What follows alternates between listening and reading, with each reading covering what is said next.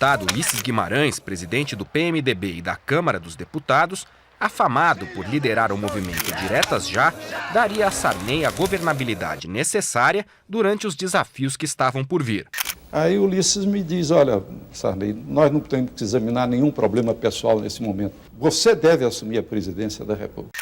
Sarney cumpriu a promessa de campanha e logo convocou uma Assembleia Nacional Constituinte que vigorou entre 1987 e 1988 e que definiria uma nova Constituição para o país. Nelson Jobim foi ministro da Justiça no governo Fernando Henrique Cardoso e da Defesa no governo Luiz Inácio Lula da Silva. Foi ministro do STF e presidiu o Supremo entre 2004 e 2006.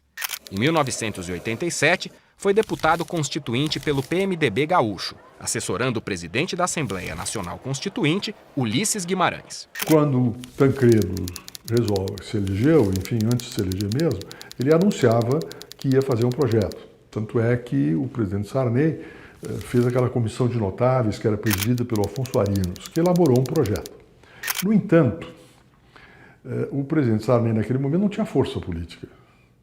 E havia também o Dr. Ulisses, que era foi presidente da Constituinte, presidente do PMDB, presidente da Câmara, e era uma grande autoridade moral e forte. Então o governo Sarney não tinha autoridade para mandar um projeto. E uma grande parte do poder de qualquer presidente, de qualquer executivo, é de produzir o futuro. Então, uma parte do poder de produzir o futuro, ele perdeu. Se politicamente o presidente pisava em ovos, mais difícil ainda seria trafegar no terreno pantanoso da economia. Esse era o grande desafio da sua gestão. Sarney teve 4 ministros da Fazenda e 4 planos econômicos para conter os temores mais falados nos anos 80: inflação e dívida externa. Os nossos negociadores, por exemplo, iam a Washington e outras praças para negociar dívida externa. A primeira pergunta que fazia é o seguinte: esse governo que o senhor está representando vai ter que duração? Ronaldo Costa Couto foi o ministro da Casa Civil no governo Sarney. A economia ia mal, o endividamento externo batia recordes, era campeão, nós éramos campeões, né? E havia, talvez, acima de tudo, e não vi ninguém destacar isso, uma demanda social e política represada durante 21 anos de ditadura. E aquela barragem foi rompida e veio toda para cima de nós que chegávamos com a nova república. No primeiro ano, ele se sujeitou a um conjunto de pressões e contrapressões, e as respostas dele foi de mudanças seguidas da equipe econômica. Tanto que ele começou com uma política, com uma equipe econômica ortodoxa, conseguiu uma segunda heterodoxa, uma terceira heterodoxa e terminou como ortodoxa. A primeira gestão do ministro Dornelles durou pouco. Assumiu então o empresário Dilson Funaro. Em 85, final do ano de 85, eu entro no Ministério da Fazenda, em agosto, final de agosto. O projeto era de ter estabilidade no Brasil, ter uma inflação baixa e sair da indexação, que é o que montaram durante a década de 70, que deixa uma herança profunda para a sociedade brasileira.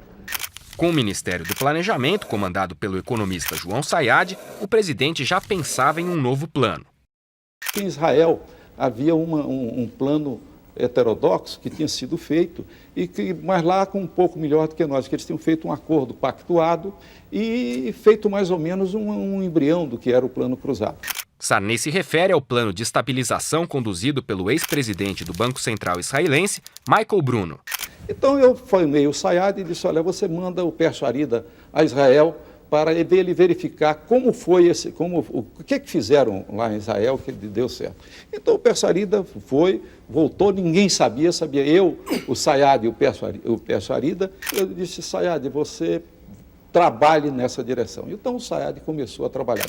O plano cruzado consistia em indexar os preços, ou seja, corrigi-los por força de lei para compensar a inflação, como já se fazia desde o início do regime militar, em 1964. Desta vez, porém, a ideia era fazer isso cada vez mais frequentemente, corrigindo salários, produtos, câmbio e juros em intervalos cada vez mais curtos. No limite, se o cidadão comprasse um produto, por exemplo, pagaria o preço mais um índice com a correção do dia. Como salários e preços seriam corrigidos sempre, o governo, em um determinado momento, acabaria com a indexação compulsória estabelecendo uma nova moeda sem um impulso inflacionário. Os economistas André Lara Rezende e Pércio Arida faziam parte da equipe que pensou o plano. Para entender melhor, veja a explicação do próprio ministro do Planejamento da época, o professor João Sayad, no curso gravado pela Univesp TV na Faculdade de Economia e Administração da USP. A proposta do André e do Pércio era levar a indexação para toda a economia. Era uma indexação completa da economia. Total. Com a indexação total, a inflação iria para o infinito e era o momento de se acabar com ela. Porque todos os preços estão sendo corrigidos todo dia. Então, todo dia eu acordo e falo, o teu salário é R$2 mais alto, e a água também é R$1 mais caro.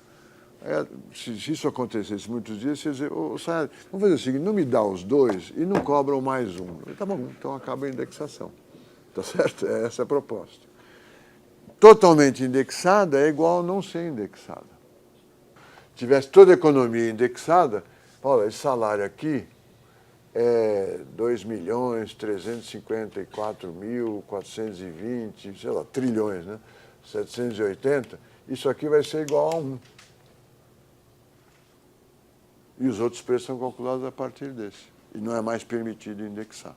Na discussão interna do governo, o ministro do Trabalho julgou difícil explicar a desindexação voluntária para os trabalhadores. Os trabalhadores e a sociedade, de uma maneira geral, disporão de uma legislação compatível com as nossas necessidades e com os nossos anseios. E o fator trabalhador nos anos 80 não podia ser desprezado. Há estatísticas que mostram que o maior movimento grevista que ocorreu na história brasileira está em 80. E são 10 anos seguidos de greve em alto padrão, que ela só começou a cair um pouquinho lá na época do Collor e depois na época do Real, depois parou. Com o impasse, a desindexação aconteceu por determinação do presidente.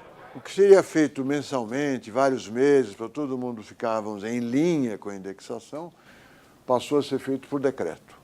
Com o novo plano, a moeda mudou de nome, de cruzeiro para cruzado, cortando 3 zeros.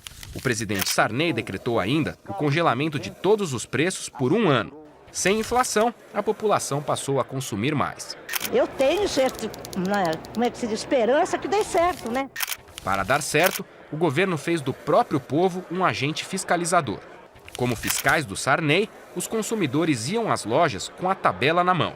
O povo, no momento em que aceitou ser fiscal do presidente, assegurou o êxito desse programa.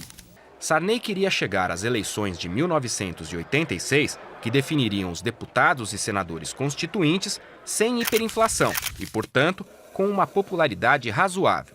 Isso deu certo. Se completava o processo inteiramente de legitimação do presidente. Porque nós tínhamos nos legitimado na parte militar, tínhamos legitimado na parte política, tínhamos já convocado a Constituição, já tínhamos feito eleição em novembro e eu, então, através disso, eu podia começar, então, a parte econômica.